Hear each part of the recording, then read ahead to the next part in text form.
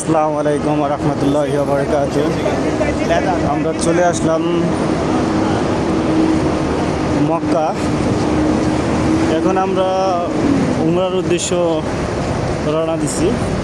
আমাদের মক্কার পাশেই আমাদের হোটেল থেকে আমরা বের হয়ে এখন আমরা মক্কার উদ্দেশ্যে রওনা দিছি। মক্কার ঘরেই তো লক টাওয়ার, এই পাশেই হলো কাবা শরীফ। আমরা হেঁটে যাচ্ছি কাবা শরীফে।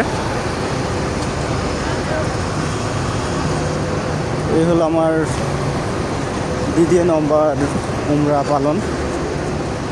আপনারা সবাই আমাদের জন্য দোয়া করবেন, আমরা যেন সহি সালামতে উমরা করতে পারি। আসসালামু আলাইকুম রহমতুল্লাহি ওয়া বারাকাতুহু।